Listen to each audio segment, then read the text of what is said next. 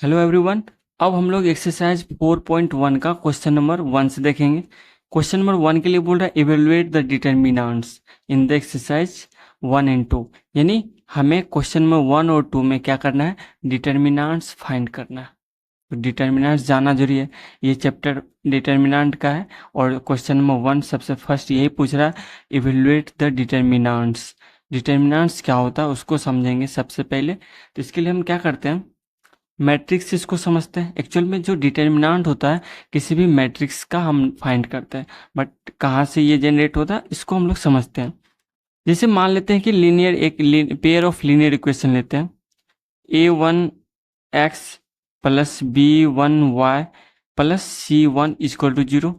दूसरा अगर हम लीनियर इक्वेशन ले लेते हैं a2x plus b2y plus c2 equal to 0। General form लिए कुछ भी ले सकते हैं, ठीक है। तो हमने ये सीखा था कि पेयर ऑफ लीनियर इक्वेशन को हम एज ए मैट्रिक्स के फॉर्म में लिख सकते हैं।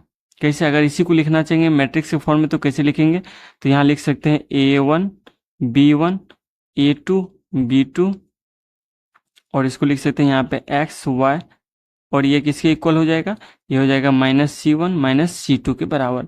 अगर इसी को हम किस फॉर्म में मैट्रिक्स के फॉर्म लिखना चाहे तो ये लिखेंगे, क्योंकि ये दो मैट्रिक्स का मल्टीपल है। यहाँ पे रो मल्टीप्लाई होगा किससे, कॉलम से। तो यहाँ पे a1x ये क्या होगा, a1x से मल्टीप्लाई होगा तो a1x बीच में प्लस होगा, b1y और इक्वल टू ये वाला टर्म किसके बराबर है, -c1 के, तो c1 लिखेंगे। सिमिलरली यहाँ भी करेंगे। तो ऐसा नहीं, एक्चुअल में हमें एक मैट्रिक्स फॉर्म करना होगा। ये चलिए ठीक है, हम इसको कर लेते हैं। ये नहीं, अगर आपको लग रहा है कि डायरेक्ट आप -c1 कैसे लिखे तो इसको हम कर ही लेते हैं। ये क्या, इसको मल्टीप्लाई इसमें करें तो a1x प्लस b1y हो गया। फिर ये दूसरा कॉलम है ना, फिर सेकेंड वाला में करेंगे तो ये क्या हो जाएगा, ये हो जाएगा a2x प्लस b2y। ये मैट्रिक्स इक्वल है किसके बराबर, -c1 -c2 के। तो कुल मिला के ये किसके बराबर हो रहा है, ये हो रहा है a1x plus b1y is equal to -c1। और ये इधर आ जाएगा, यानी इक्वल के इधर आ जाएगा तो क्या हो जाएगा, ये हो जाएगा प्लस इक्वल टू 0। और सिमिलरली ये हो जाएगा a2x प्लस b2y और ये इधर जाएगा तो c2 इज इक्वल टू 0। तो ये वाला फॉर्म यही था ना। तो इस पेयर ऑफ लीनियर इक्वेशन को हम क्या कर सकते हैं, as in the form of matrix में हम लिख सकते हैं, रिप्रेजेंट कर सकते हैं। अब मेरे लिए है कि मैट्रिक्स के फॉर्म तो ले आए, बट डिटर्मिनेंट जाना हमारे लिए जरूरी है। डिटर्मिनेंट क्या है, तो यहाँ पर हमको पता है, क्लास 10th में हमने पढ़ा था, किसी भी पेयर ऑफ लीनियर इक्वेशन में अगर a1/a2 is not equal to b1/b2 होता है तो उस केस में हम बोलते हैं जो पेयर ऑफ लीनियर इक्वेशन है ना, उसका एक क्या होता है, एक यूनिक सॉल्यूशन होता है, यूनिक सॉल्यूशन। इसके अलावा भी नो सॉल्यूशन वाला केस भी देखे थे और मेनी सॉल्यूशन वाला भी केस देखे थे। तो ये चीज़, बट हम जो है उस पर नहीं जाएंगे, वो क्या है, वो 10th का टॉपिक है। बट यहीं पे समझते हैं अगर a1/a2 is not equal to b1/b2 होता है तो उस केस में हम बोलते हैं कि इसका क्या होगा, यूनिक सॉल्यूशन। यही क्या करना है हमको, यहाँ पे डिटरमाइन करना है, पता करना है कि ये इसका यूनिक सॉल्यूशन है या नहीं है, ठीक है ना। इसी को हम लोग एक्चुअल में इसी को हम लोग क्या बोलने वाले हैं, डिटर्मिनेंट बोलेंगे किसी भी मैट्रिक्स का। यहाँ से इसको समझते हैं, ये वाला मैट्रिक्स कहाँ था, यहाँ पे a1 b1 a2 b2। तो यहाँ पे इससे क्या पता चल रहा है कि अगर मान लेते हैं कि ये यूनिक सॉल्यूशन नहीं है, यानी a1/a2 इज इक्वल टू क्या है, b1/b2 है। इसका मतलब क्या हो गया, यहाँ से हो गया क्रॉस मल्टीप्लाई करें तो a1 b2 इक्वल टू क्या होगा, क्रॉस मल्टीप्लाई करें तो b1 a2।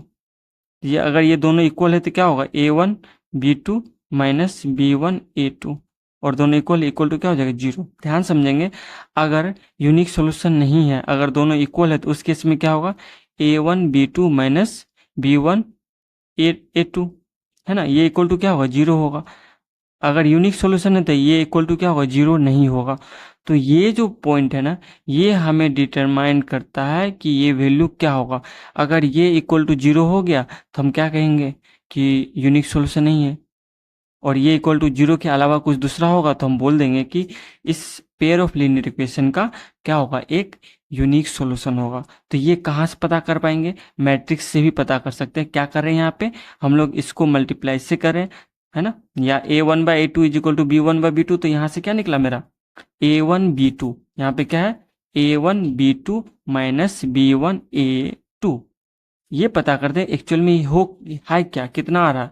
क्या मैं बोल रहा हूँ, अगर कोई मैट्रिक्स है A1 B1 A2 B2, ठीक है, तो इस केस में हम पता करते हैं कि A1 B2 minus B1 A2 आ क्या रहा है, what is the value of A1 B2 minus B1 A2।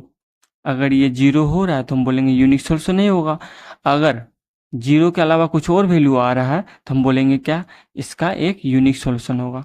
तो कुल मिला के हम यही डिटरमाइन करने वाले हैं, that is the determinant of the इस मैट्रिक्स का। और किसी भी मैट्रिक्स से जब हमें डिटर्मिनेंट पूछ रहा है, डिटर्मिनेंट क्या होगा, तो उस मैट्रिक्स का, अगर मैट्रिक्स ए है तो उसका डिटर्मिनेंट हम एज ए फॉर्म ऑफ, ये मोड के फॉर्म में, बट इसको मोड नहीं बोलते, इसको क्या बोलते हैं, डिटर्मिनेंट बोलते हैं, डिटर्मिनेंट ऑफ ए, है ना। और ये मैट्रिक्स फॉर्म लिखना होगा तो इसको हम क्या करेंगे, A1 B1 A2 B2 लिखेंगे। और ये क्या है, डिटर्मिनेंट फॉर्म है, जिसको हम इस तरह से लिखेंगे A1 B2, निकालेंगे कैसे B1 A2, ठीक है। ये इस चीज़ को ध्यान रखेंगे, इसको क्रॉस मल्टीप्लाई A1 को B2 से मल्टीप्लाई किए, माइनस करेंगे B1 को A2 के साथ।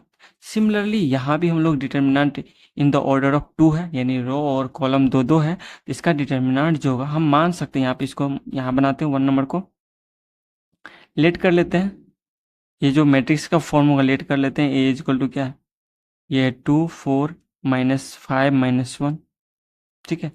Then determinant of A equal to, वैसे डायरेक्ट ये दे दिया हुआ तो हम इसको डायरेक्ट निकाल सकते थे, बट थोड़ा समझने के लिए इसको इस तरह से लिखे, तो ये किसके बराबर होगा, इसका डिटर्मिनेंट हो जाएगा मेरा 2 को मल्टीप्लाई करेंगे -1 से, 2 इंटू -1, फिर माइनस करते हैं, माइनस क्यों करते हैं ये आप पीछे देख चुके हैं, 4 को मल्टीप्लाई करेंगे -5 से, det will equal to 2 into -1 -2, और ये माइनस माइनस प्लस हो गया कितना, सॉरी यहाँ पे 20, डेट विल इक्वल टू 18। तो ये जो 18 आया ना, ये मेरा डिटर्मिनेंट है इस मैट्रिक्स का, या इसका डिटर्मिनेंट है कितना 18।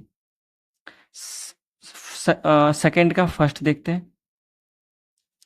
फर्स्ट में जो हमें दिया हुआ है यहाँ पे क्या करेंगे, डिटर्मिनेंट फॉर्म में, इसको मल्टीप्लाई, कॉस को कॉस से मल्टीप्लाई करेंगे तो ये हो जाएगा कॉस स्क्वायर थीटा, और यहाँ पे माइनस करेंगे क्या, sine, minus sine into sine theta, ये क्या हो जाएगा minus sine square theta, det will be equal to cos square theta plus sine square theta, और ये किसके बराबर होता है 1 के बराबर, यानी 1 जो हो गया वो डिटर्मिनेंट हो गया सेकेंड का फर्स्ट का, ठीक है।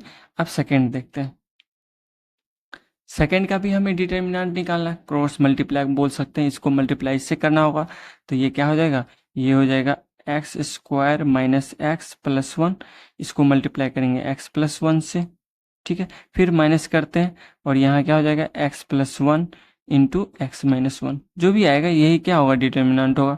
हम देख रहे हैं दो टर्म में, तो हम क्या करते हैं एक्स प्लस 1 था, शॉर्ट करने के लिए एक्स प्लस 1 कॉमन ले लेते हैं, इसमें बचेगा मेरा क्या, x square minus x plus 1, minus होगा तो माइनस एक्स प्लस 1 ना, ठीक है, ये कॉमन ले चुके हैं, तो यहाँ से कुछ नहीं कटेगा, यानी एक्स प्लस 1, और ये क्या हो जाएगा x square minus 2x plus 2।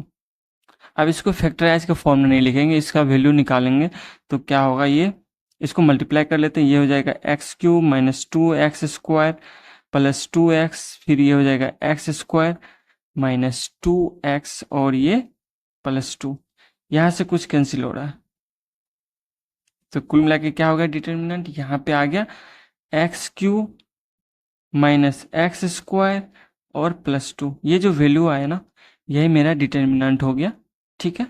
Next question देखते हैं।